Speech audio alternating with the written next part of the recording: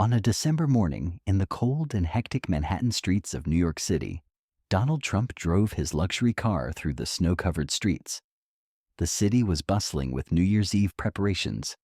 The lights of elegant shop windows shone on the faces of people walking down the street. But Trump was focused on a figure standing on a corner. A woman, wearing an old coat and a faded beret, clutched a sign in her hands. On it was a message in large letters: "Veteran, need help." Without taking his eyes off her, Trump instructed his driver. "Stop here," he said in a firm voice. The car slowed slightly, and Trump's bodyguards, sensing something was wrong, began to surround him. "Sir, it might not be safe to stop here," one of them said. But Trump ignored him and got out of the vehicle and walked toward her at a brisk pace. The guards reluctantly followed behind him. As he approached the woman, he glanced at the cardboard and a few old blankets on the floor.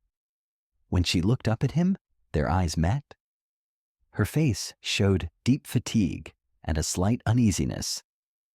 "Ma'am," Trump said, his voice unexpectedly soft, "what is your name?"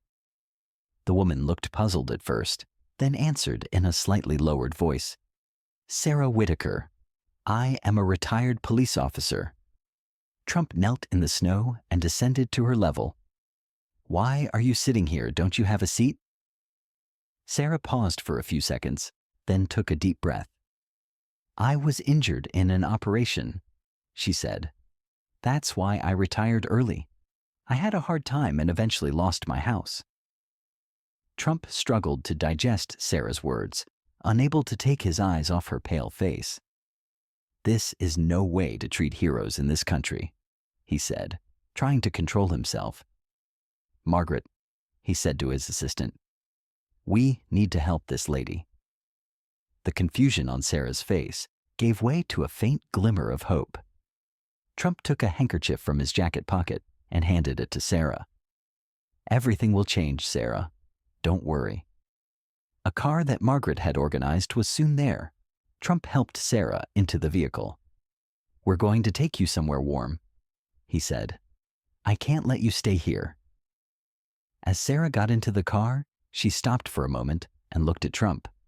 "Why are you doing this? You don't even know me." Trump smiled slightly. "Because people like you have sacrificed everything for this country. You deserve so much more than this." Sarah felt for the first time in a long time that someone really cared about her. Sarah was taken to a cafe with Trump, and over a hot cup of tea, she began to tell her story. For 15 years, she had served in the New York Police Department. She had decided to become a cop at a young age, wanting to serve her community. Over the years, he had participated in various operations and had been at the forefront of the fight against crime. But one day, during a raid on a drug gang, things went wrong. "I sacrificed myself to save my teammates," Sarah said. "A bullet damaged my spinal cord. Fortunately, I survived, but I didn't fully recover. I couldn't continue my duty." After this incident, she had to leave the police force. The compensation and salary she received were not enough to cover her mounting medical costs. "I still can't believe how my life turned out like this," he added. "This is not how heroes should be treated in this country," Trump said, taking a deep breath. "I'm going to help you, Sarah." Trump immediately instructed his team. A hotel was arranged for Sarah, and her basic needs were met. Margaret, Trump's longtime assistant, played a major role in this process. Margaret quickly summoned a doctor to attend to Sarah's medical condition. The doctor examined Sarah at the hotel and prescribed medication and physical therapy. "It will take some time, but you can recover," he said with a smile. After taking a hot shower and putting on clean clothes, Sarah breathed a sigh of relief for the first time in a long time. "We're going to bring this woman back to life," Trump said, turning to Margaret. When Margaret entered Sarah's room, she was holding a cup of coffee. "I thought this would do you good," she said with a smile. Sarah looked at her with a grateful expression. "Margaret, I really can't believe how many people are trying so hard to help, Sarah said. Margaret sat down and said in a warm voice, "That's one advantage of working with Donald Trump.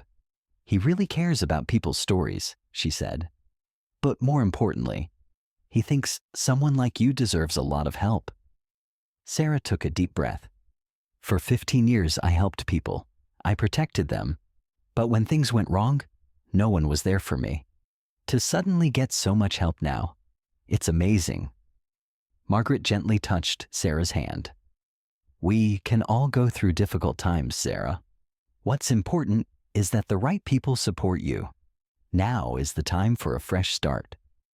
Sarah nodded, touched by these words. "You are right. I want to change things too." Sarah was trying to make sense of the sudden change in her temporary accommodation. Soon, as arrangements were made on her behalf, a sense of comfort and security began to emerge, something she hadn't felt in a long time. Trump's team was quickly taking all the necessary steps for Sarah's physical and emotional recovery. Margaret sat next to Sarah, trying to cheer her up with her words.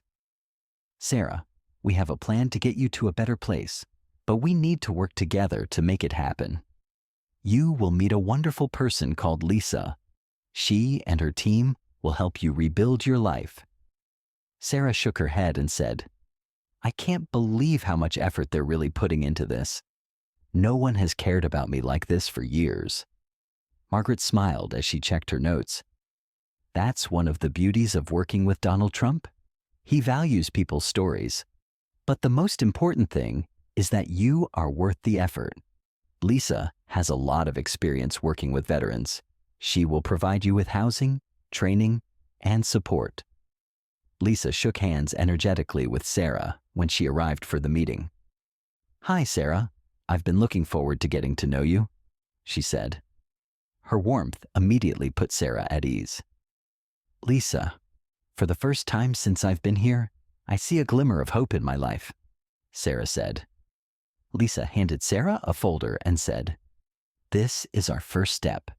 We will get you into a suitable housing program. Next, we will examine your skills and interests and find a job that suits you. We also offer support groups and therapy sessions along the way." Sarah's eyes filled. "It's amazing how much you can do in such a short time. I really appreciate it," she said. Lisa smiled warmly and said, "We all need help at some point. You deserve more than that," Lisa said with a sincere smile. Touching Sarah's hands, she added, "But remember, this process will go faster with your active effort. You need to trust yourself."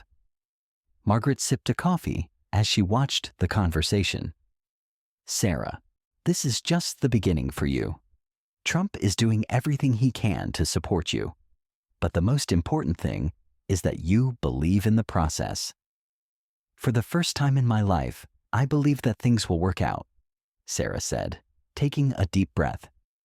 Lisa went on to explain the details of the program. "In the next few weeks, we will help you move into a new home. Then, we will start a training program that is right for you. This is an important step towards your long-term financial independence." Sarah smiled gratefully and said, "Thank you.